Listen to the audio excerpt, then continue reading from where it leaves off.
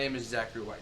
I'm from Cotton County 4-H, and today I'm going to be teaching you how to make some homemade candles out of old crayons. So all those old broken crayons that you have laying around that get discarded and unused, well, now you can make them into your own scented candles. So all the stuff you need today is some old crayons, some Gulf wax or paraffin wax. You can find it at Walmart or anything else near the canning section.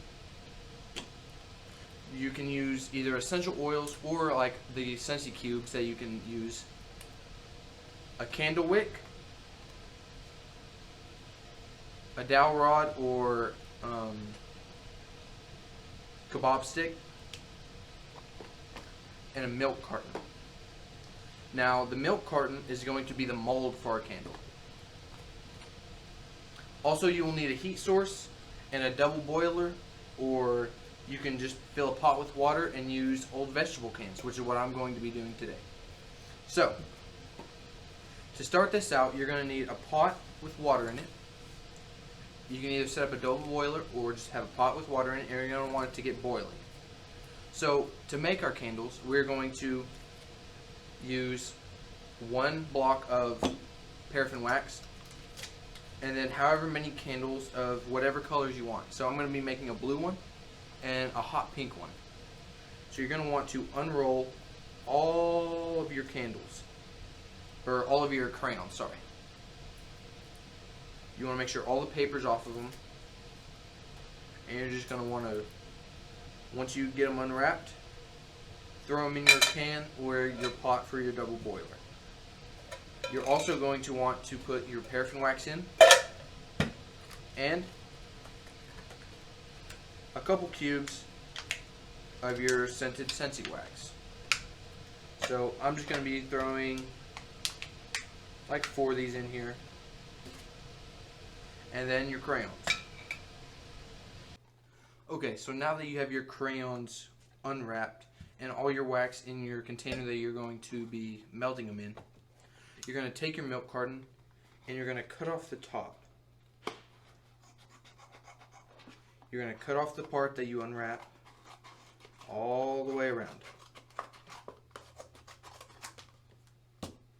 So now you're going to take your wick and you're going to straighten it out as best you can. Okay? Then you're going to take some tape and you're going to tape it to the bottom of your milk carton. This will keep it in place on the bottom for when you pour your wax into the mold right here.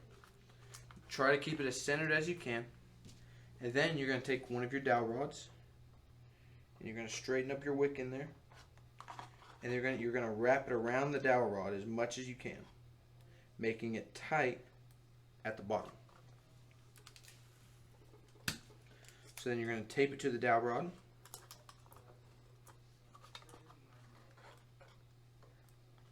And then you're going to tape the dowel rod to the milk carton. This keeps everything in place for when you pour your wax in, so nothing moves and messes up where your wick is in your candle. You always want the wick in the middle of the candle. So now, when you have your water boiling, or while it's still really hot, you can put your cans into your water and then stir them until they're completely melted. Okay, so now that your wax is all melted, you need to be extra careful with these pots. They can be very hot, and if you have a double boiler and that's what you're using, it'll already have a handle. Still use a pot holder to be extra safe, or you can have your parents pour the wax for you, which is a very smart idea. So you'll take your mold with your dowel rod and your wick in it, and then you'll take your melted pot of wax, make sure all the wax is melted. So then you don't want any of this boiling water on you, so you'll let all that drip off, and then you'll take your melted wax and just pour it in to the mold.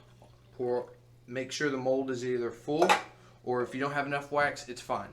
But you don't want to overflow the mold. So now you can either let your mold sit on the table and set up, or you can put it in the fridge to set up faster. I'm going to be putting mine to a fridge, which will make the wax set up faster and turn into a candle faster. This other one is still melting, and after this sets up, I'll show you what to do with it then. Okay, everybody, so now that you've had your candles, and you've poured your wax into your cartons, and you've had your cartons set up in a fridge or on a table or anything, now it's time to unwrap and take your candle out of your carton.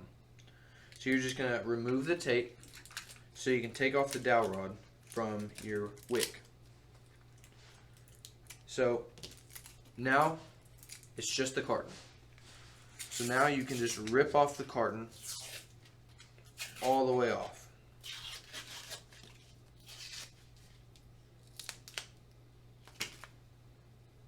You have this beautiful cube candle, and so now I'm going to do this other one.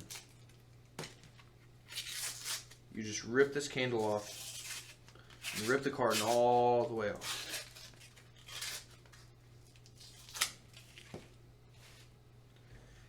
Now you just set them on the table, and you can clip off the extra wick if you would like.